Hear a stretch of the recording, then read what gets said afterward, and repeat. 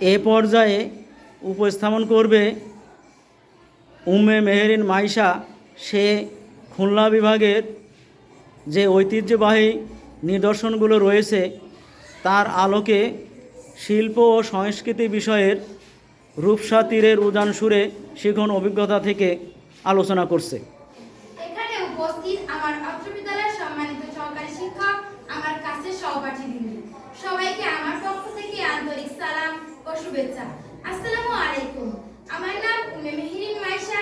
আমি অষ্টম শ্রেণীর একজন ছাত্রী। আমি আমার দলের সকলের সঙ্গে মত বিনিময়, বিভিন্ন মাধ্যম, আমার দলের সকলের প্রতিভা ও আমার নিজের প্রতিভা দ্বারা আমরা খুলনা বিভাগের বিভিন্ন দর্শনীয় স্থান ও দর্শনীয় ব্যক্তিদের কাজটি করেছি, তা এখন তোমাদের মাঝে উপস্থাপন করছি। প্রথমেই বলে নিই কাজের শিরোনাম। খুলনা বিভাগের বিভিন্ন তথ্য।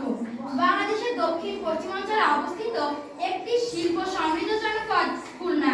শিল্প বাণিজ্য হয় এ অঞ্চলে শিল্প নগরী বলা হয়। খুলনা রূপসা নদীর তীরে অবস্থিত। খুলনা বিভাগের জেলা সংখ্যা 10টি।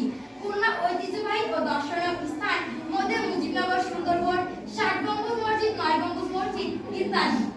প্রথমে বলি মুজিবনগর সম্পর্কে। মুজিবনগর মেহেরপুরে অবস্থিত। এর পূর্ব নাম বৌদ্ধনাথ তলা। কুষ্টিয়া জেলার মেহেরপুরে মহকুমার বৌদ্ধনাথ তলা নাম পরিবর্তন করে রাখা হয়েছে মুজিবনগর বঙ্গবন্ধু শেখ মুজিবের নাম অনুসারে। এটি 1971 সালে 10 এপ্রিল সরকার গঠিত হয় আর 1971 সালের 17 এপ্রিল শপথ গ্রহণ করে। এখানে রয়েছে সুন্দরবন। সুন্দরবন পৃথিবীর সর্ববৃহৎ ম্যানগ্রোভ বন। এটি 1967 সালে ইউনেস্কো ঐতিহ্যবাহী স্থান হিসেবে ঘোষণা করেছে।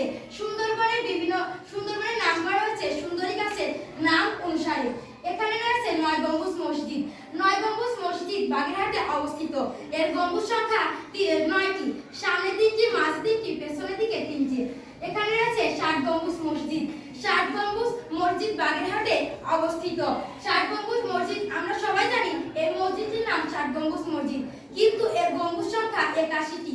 এর চারপাশে এর মোট গম্বুজ সংখ্যা 77টি, চারপাশে 4টি, মোট 81টি। 60 গম্বুজ মসজিদ স্থাপন করেছে খান জাহান আলী। এখানে রয়েছে রণবিজয়পুর মসজিদ। রণবিজয়পুর মসজিদ বাগেরহাটের রণবিজয়পুর গ্রামে অবস্থিত। এখানে রয়েছে লালন শাহ ফকির। লালন শাহ ফকির 1718 সালে জন্মগ্রহণ করে। তিনি মায়ের মৃত্যুর পর থেকে গৃহত্যাগী। তিনি গান তাকে আকর্ষণ করত। সে গানগুলোর নাম জারি গান, সারি গান, ভাওয়াইয়া, ভাটিয়ালি ইত্যাদি। তিনি মানুষকে শিক্ষা দিত গানের মাধ্যমে, দেহত্ব, প্রেমত্ব, মনশিক্ষা ইত্যাদি। এখানে রয়েছে এস এম সুলতান। এস এম সুলতান নড়াইলের মাসিমান্দিয়া গ্রামে জন্মগ্রহণ করে 1764 সালে। মাসিমান্দিয়া এস এম সুলতান এখানে কয়েকটি চিত্র রয়েছে। চিত্রগুলো তিনি কৃষিভিত্তিক তৈরি করেছেন। খান জাহান আলী একজন আঞ্চলিক শাসক। তার উপাধি ছিল কুলুপ খান ও খানি আজম। খান জাহান আলী জন্মগ্রহণ করে 1369 খ্রিস্টাব্দে দিল্লিতে। তার পিতার নাম আকবর খাঁ এবং মাতার নাম আম্বিয়া বিবি। খান জাহান আলী অক্টোবরে 25,14,059 তারিখে মাদার শরীফের শিলালিপি অনুযায়ী 863 হিজরা জিহাদ 60 গম্বুজ মসজিদের দরবার গিরিয়ে এশারের নামাজরত অবস্থায় 90 বছর বয়সে মৃত্যুবরণ করে। এখানে উপস্থিত আমার সম্মানিত শিক্ষক ও আমার সহকারী সহপাঠী সবাইকে আমার পক্ষ থেকে আন্তরিক সালাম ও শুভেচ্ছা। সবাইকে ধন্যবাদ জানাই। ধন্যবাদ উম্মে মাইশাকে তার সুন্দর উপস্থাপন করার জন্য।